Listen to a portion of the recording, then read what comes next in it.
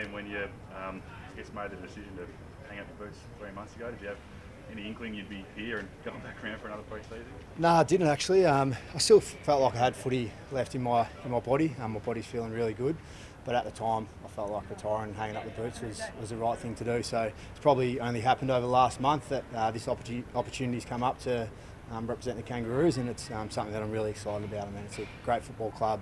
There's great people here, and I'm really excited to get involved in the football club. Who called first, you or Clarko? Oh, we talk all the time, not often about footy, but yeah, I got a phone call from Clarko and Brady Rawlings probably a month ago, and it was probably more based around life after football. I want to get into recruiting and list management, and there was an opportunity to do that here at North Melbourne, and then as the talks progressed, there was an opportunity to play a little bit of footy and help educate these young players coming through.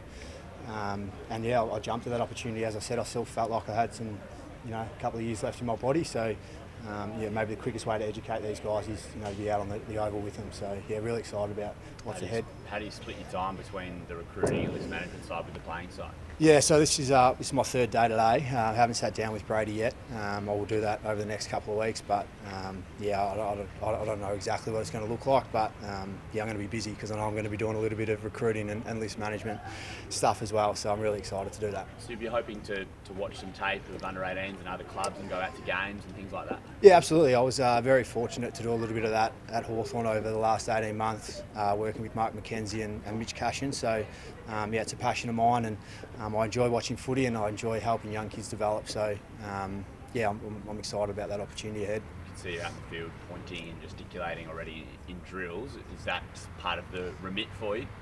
Yeah, absolutely. I enjoy doing that. As I said before, that sometimes is the quickest way to educate these young players coming through. I've worked with Clarko before. I understand, a little bit of his game plan and how he works. So me being out on the oval with the young players is probably one of the ways that we can help educate them and speed along as quickly as possible. Is that part of the pitch for Clarko to you to say, I need you here to help the boys and fast track a bit of the development? Yeah, a little bit. As I said, I still felt like I had some good years left in my body. My body's always felt good. I've been very fortunate that I haven't had too many injuries throughout my career.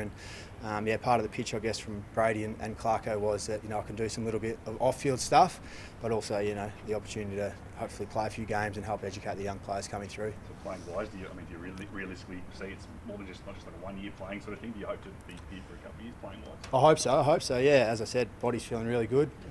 We'll get to the end of pre-season and the end of next season, and sit down with Brady and Clarko again and assess where my footy's at. But I'd like to think that I've got at least a couple of years in my body. Hawthorn have obviously been tracking down the path of sort of planning for the future, and that was obviously evident through the trade period and stuff like that. Saw you sort of sit out down at Box Hill for a couple of games at the back end of the season. I mean, did that progression of where the club was heading, did that force the decision at all for retirement? Well, I guess it did a little bit. As I said, I still felt like I had some good games of footy left in my body, but Hawthorn were going down a different direction. I completely understand that. All throughout last season, my sole goal was, to help, as I said, help the young kids develop. And sometimes I was a sub last year.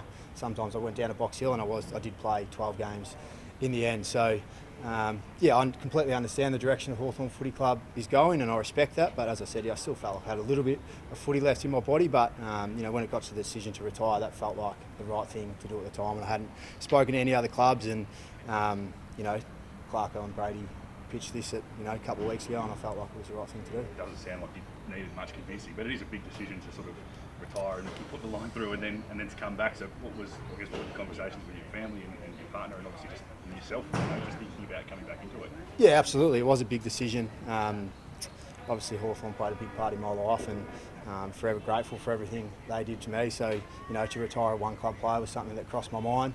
As you said, to spend more time with my family. My wife Claire, we just had a little one, Thomas, now, who's 8 months old. So these are all the decisions that at the time when I retired felt like the right thing to do. And as I said at the time, it felt like the right thing to do, and things progressed over the last few weeks, and I'm here now, and I'm super excited. I don't really want to talk about too much what's happened in the past. I'm more looking forward to the season ahead and working with the Kangas.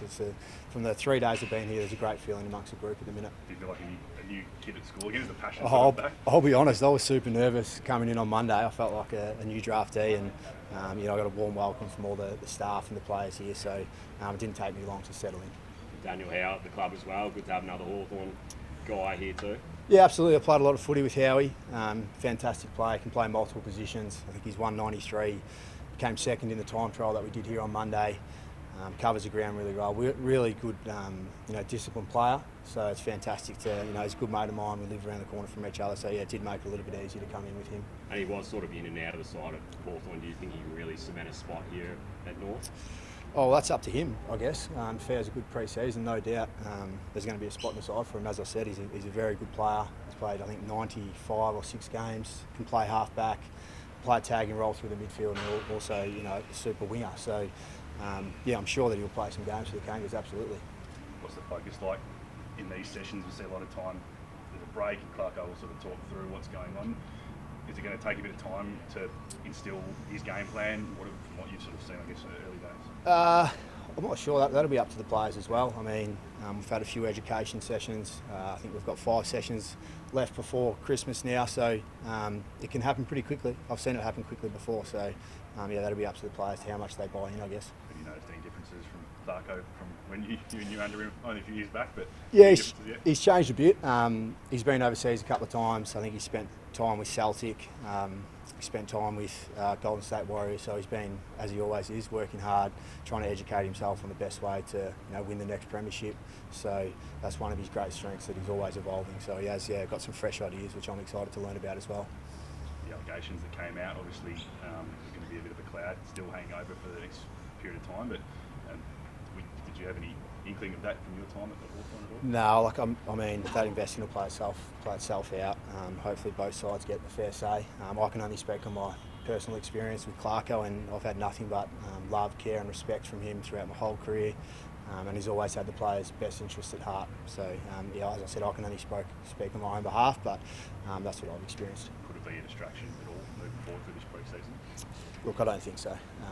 I mean, that'll all play itself out in due course, but I don't see it as a distraction. I can only imagine it must be a difficult time for Clarko and his family and people involved with the club. Have you noticed any difference, or have you spoken to how that has gone? Oh, definitely. He's one of my mates, so I have spoken to him over the course of the year, and as you said, it is a tough time on his family.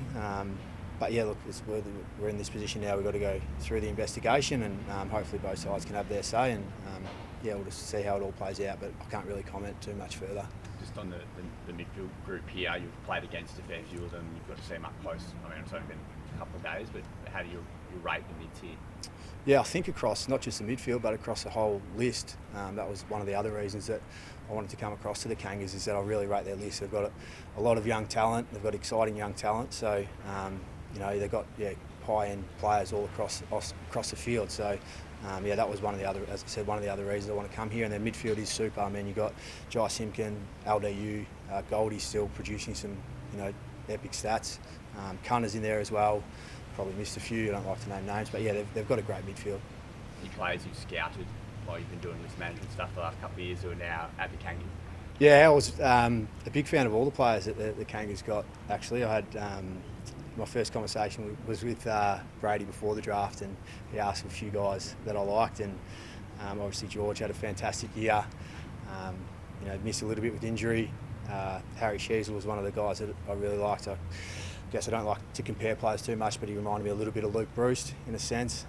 Blake Jury, obviously, super disciplined, loves his footy, had a good tank, just got him in the time trial the other day.